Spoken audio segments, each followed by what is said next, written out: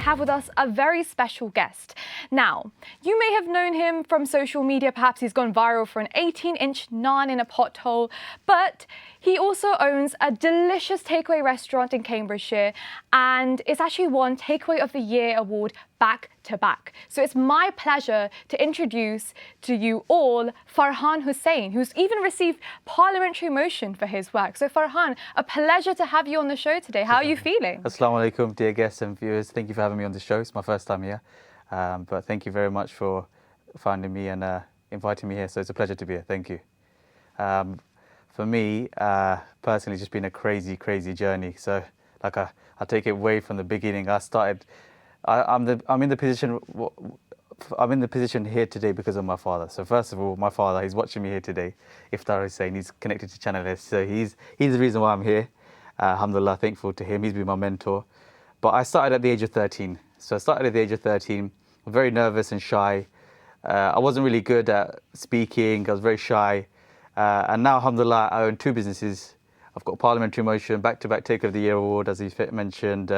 Recently shot a video which went crazy viral. I'll mention that later on. And I also own a fully halal cafe in Cambridge, which is doing really, really well, alhamdulillah. But yeah, it wouldn't be possible without my dad, my mother, and my family support. So alhamdulillah for them, because that's the main thing. But for me, like, it's just been a crazy journey. So it started at the age of 13. I'm 26 now. I'm married, alhamdulillah. Yeah, juggling everything, you know, being the eldest son, running two businesses. So there's only one of me, right? So in COVID, we opened up SHELFORD Spice Takeaway, Bangladeshi Takeaway. It was an empty building. We founded a 1,800 square feet building, and we decided to turn it into two businesses. And here today, we've got SHELFORD Spice and brunch-based cafe, which is a halal brunch, 30 seats, and the takeaway is just purely takeaway. Yeah, we're slightly different from your normal takeaway because we do sort of curry noodles, 18-inch naan breads, scallops, sea bass, mussels. So we're not your typical takeaway.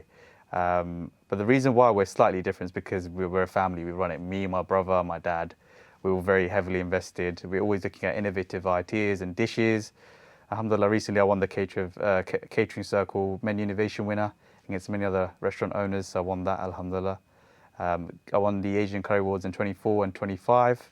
So back to back, and recently Pippa Halings gave me an early motion about my takeaway and myself, which is quite crazy.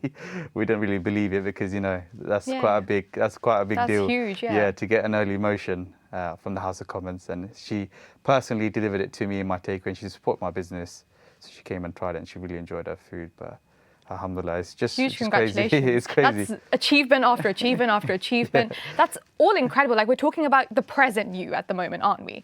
If we take a step back, let's go back to square one. You mentioned you were 13, all of this, you know, a bit shy, this and that. What actually, let's say, like, sparked your interest to say, okay, let's start a business? What actually began all of this? I think it's my dad. He's instilled that in my blood. It's in my DNA. My whole family do it. That's all I know. My uncle does it. We all have businesses, and we've been in Cambridge since 1960. So I'm the fourth generation. My dad was born in Cambridge. I was born in Bangladesh, so I came here at the age of 1. Funny story that, but for me, it's always been business. So I started working throughout my GCSEs, throughout my A levels, throughout university. Always working 3 jobs at a time, studying. I had to do it all, you know. Just had to keep up with things, and Dad built pressure on me. But that's why I am the way I am today, because he's built me to that sort of degree, and he's also never sort of restricted me and said, look, do push your boundaries, and you know, he's not limited me. You know, a lot of parents are like, don't do this, don't do that.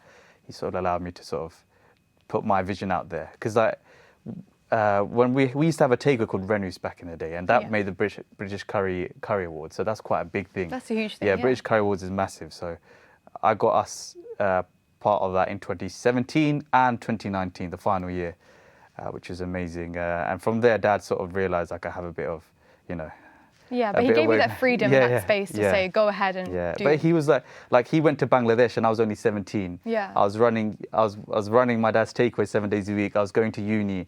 I was looking after my siblings. You know, I've been lots of responsibilities. So throughout my life, it's always been responsibilities. So a lot of pressure, but it's taught me and it's made me disciplined. And alhamdulillah, I'm also very, hopefully, I mean, I'm very close to my deen, and I always go to the mosque as much as I can and give to charity as much as possible. I think that's one of the other things about my dad. Staying humble, right? Yeah, Dad has taught me that, and and that's the reason why I believe I am in the position I am today. And we're from Biani Bazaar, so there's a lot of stereotype about how we are as a people, but we're always very humble, and we like to invite people and overdo things in terms of food. Yeah. My family, my mum cooks like 8-9 dishes a day.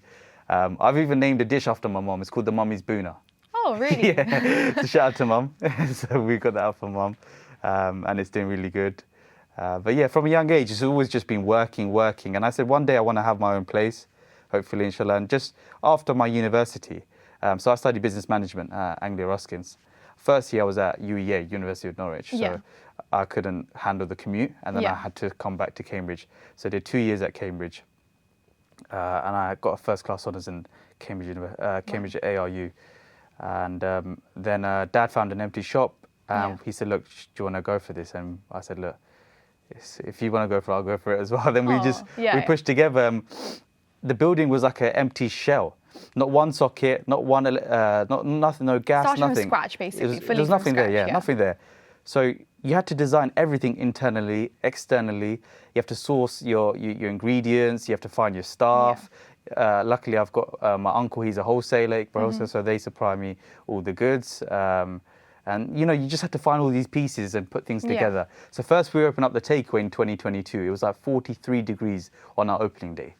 And we've got an open kitchen with 9 burner cookers. So we were like dripping down in sweat, and we had queues of customers. I remember my brother was giving out cold orange juice to everyone on our queue on the opening day. It was funny. It was just really, really busy. And it just continued that way. And alhamdulillah, it's been going good. Now look at you. Yeah, no, alhamdulillah. It's been a huge journey, I think. Yeah, it's been crazy. And we've got a shop next door to that. We opened that a year after the takeaway, and that's called Brunch Base. Now, I'm above Khalisino curry, selling rice. And I thought, let me do something different. I don't want to keep on selling curry my whole life. So that's your USP, right? The idea that you have two businesses. One's during the day, one's during the day till the evening, and the other one's during the evening till midnight. So they're operating at different times, but they're both targeting different clientele. So you can't limit yourself to one customer base. I mean, you're still, with your roots, you have a Bangladeshi takeaway, but then you have this cafe as well. So the cafe, I've never been into coffee and things like that, but now I know all the blends, I know how to make coffee, I'm fully qualified and trained, I've been doing it for 3.5 years now.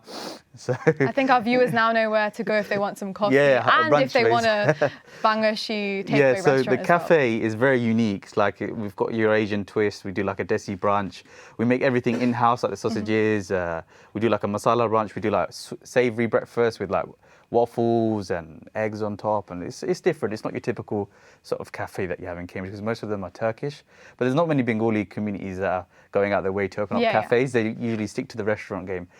So the first few years were very tough. My mum and dad were giving me a bollocking, like, what's going on? Like, this is not good enough. We're not earning enough, But then there was that kind of rise. It was a big struggle. And then recently, we sort of blew off on TikTok. My wife has done a lot of the marketing behind the scenes. I've done it myself as well. And we've just been building and building and building. We had like 3 to 4 staff. Now we have 8. 8, Like, it's just constantly growing. And we're like Friday, Saturday, Sundays, we're packed out. But you've had to, there's a huge journey behind that it was patience just, blood, sweat and tears. There's a lot of work that went into it, like the menu design, the pricing, the allergens, staff recruitment. Obviously, you pay business rates as well. So, business rates is a huge challenge. How do you manage all the finances? You got your quarterly rent to go out. You got to pay your suppliers on time. There's so many challenges. You've got to manage everything. Yeah. So you really have to make sure you know what you're doing. Otherwise, if you get pushed to the corner, you're screwed, And speaking on that kind of note as well, you're here now. You're inspiring so many viewers, in fact, I'd say. I would want to ask you, let's say there's someone out there watching right now and they're thinking, I want to start my own business, I just don't know where to start from. What's your advice to them? Even if it's on a small scale, just start.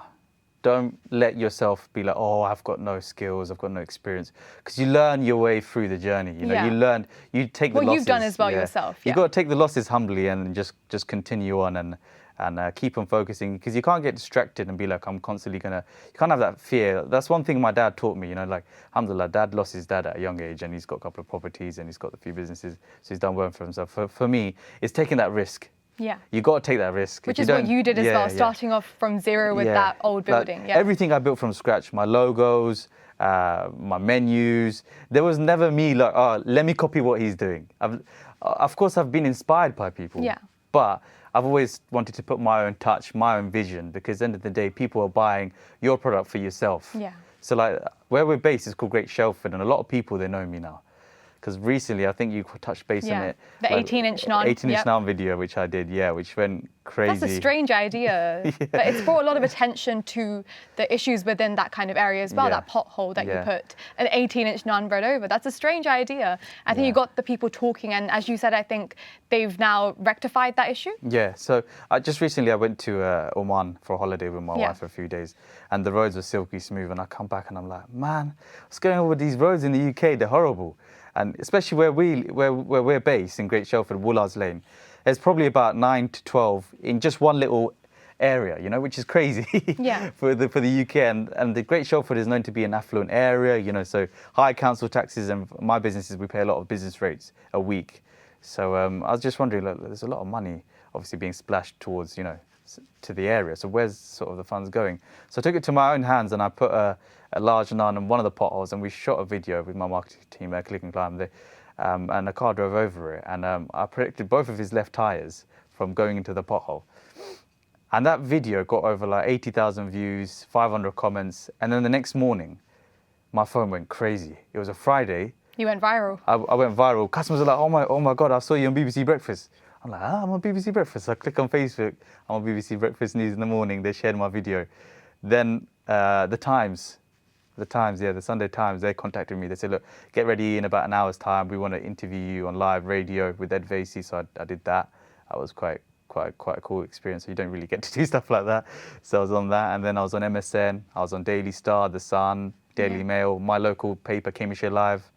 So it just blew up, and I was on the radio on Cambridgeshire, BBC Radio Cambridgeshire. But was there any backlash involved with any? There was a lot of backlash from our community. A lot of backlash because people assume that, look, they're wasting food, right? Yeah. So for me, there's a deeper message, because where we're based is a lot of widows, single mothers, a lot of daddies and nannies, you know, like they're living on their own. And they're walking a lot of the times with their trolleys and their prams, you know? Yeah. And if they're crossing the streets, they're definitely twisting their ankle because it's quite deep. So I thought a way to sort of challenge that by putting an 18-inch naan bread there. And for all the viewers, the naan bread wasn't wasted. It was disposed to a little lake opposite where I shot the video to seagulls and ducks. Because I got a lot of hate from a lot of people, but we ignored that. But the main thing was they came in the next week, and the highway road maintenance guy told me, look, I know you. I saw you on TikTok. Your video blew up. My boss straight away put your ticket from 2020. It was supposed to happen in 2027, the repairs, right? Yeah. But they skipped it all the way and put it as high priority. Because you got the community talking, right? So So it's shame the council sort of thing. So it blew up, and the council, I think they got a bit shamed and embarrassed because of the situation that I did. But my customers are coming in every day. Farhan, thank you so much. You know, because of you, they've repaired the potholes, and you know, That's they're amazing. very grateful. Yeah. So it's built my community. It's made my community come closer. You know, lot, yeah. Because originally we had to apply for planning for our building. Yeah. That was a massive problem. That took a year. Yeah. So from there to now, it's so from there, like trying to get planning, trying to get people on the side, they don't know who I am, I'm just a local stranger, to now like they know who I am, you know, always message. They even some of them really, they message me, they come in, give me flowers, chocolates, cards. So I think that's been like really inspirational, and thank you for your time today, because I think we've learned a lot in this just very short amount of time with so many awards, so much to say. But thank you very much for your time today, coming all the way down from Cambridge to tell the viewers, and I think they're definitely inspired to take that risk and start that business. So thank you so much for your time today.